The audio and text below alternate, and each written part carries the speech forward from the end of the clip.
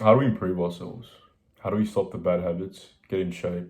How do we improve our productivity, become more motivated, start achieving? And how do we become happier? Well, why don't I tell you how I did it? Actually, before I tell you, we're going to do a little activity. Let's settle into a comfortable position. Get comfortable. It doesn't really matter where you're sitting, standing, or lying down, just as long as your full attention is towards this video. Now, what I need you to do is close your eyes and just listen to my voice. Now, I want you to take a deep breath in and a deep breath out. Through your nose, deep breath in, deep breath out. All right, one more. And out. So we're gonna take another deep breath in, just like the last one. But this time I want you to follow the air as it enters your nose, goes down your throat, and into your lungs. Just feel the air. I want you to focus on that.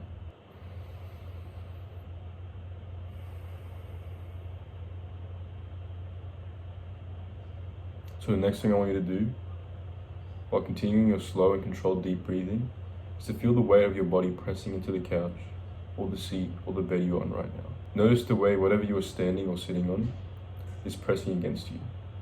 Feel your body pressing itself into the seat. Just notice it and focus on it.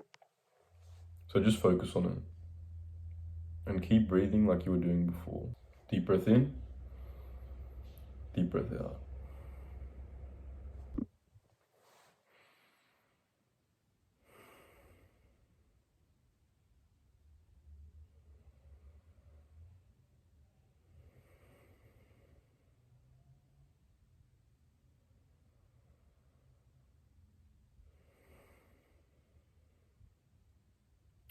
Now, you probably notice your mind wandering and your focus shifting.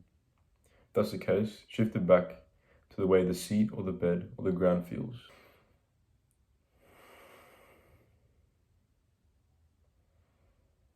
Now, the state of mind you're in is what we call mindfulness. There's a high degree of self-awareness and presence. Any activity that allows you to be fully present and aware of your mind, body, or physical surroundings is being mindful. What we want to aim to achieve is to maintain some level of mindfulness throughout the day. Even working out mindfully by focusing on the very contraction of the muscle and your breathing while lifting the weight is a form of mindfulness. And why am I talking about this mindfulness stuff, you ask? Because mindfulness is the secret to achieving everything you've ever wanted. And before you click off, because you think what I'm saying is bullshit, just stick around for a few more minutes and I'll make it make more sense to you. Now, for you to understand it, I'm going to have to introduce you to a concept called the lower and higher self. The lower self is a part of your brain that enjoys choosing the pleasurable, unhealthy, and self-destructive activities. It is what draws you to eating junk food, being lazy, watching porn, Netflix, doing drugs, being unproductive, and engaging in all the instant gratification activities you and I enjoy doing. The lower self is impulsive, emotional, reactive, and has a big ego. It is mindless. Now, the higher self is a part of you that has big goals, wants to be disciplined, wants to get into great shape, loves being productive, loves working out, and doesn't get emotional, and likes thinking deeply and critically. Someone who's in the state of lower self is what Hamza would call Jeffrey. Jeffrey is mindless. He engages in instant gratification and has bad mental health. He is lonely and uncontent. Now, someone who is in touch with their higher self is what Hamza would represent as Adonis. Adonis is always in a state of mindfulness. He achieves great things. People are drawn to him. He has great, loving, and fruitful relationships. Most of all, he is happy and fulfilled. The best way to think about it is that the lower self sits at one end of the scale, at a 1, and the higher self sits at a 10. We want to strive for 10 at all times, and we do this by being mindful. Now, I didn't answer the question, did I? Why be mindful? Well, chances are you have shitty mental health and sit at the lower end of the scale. And so did I, but it was only when I implemented mindfulness into my life that I was able to reach a higher self and reap the full benefits from other self-improvement activities. Being closer to a 10 is what allowed me to live in a state of mental and emotional equilibrium. Being closer to a 10, being more at my higher self, is what allowed me to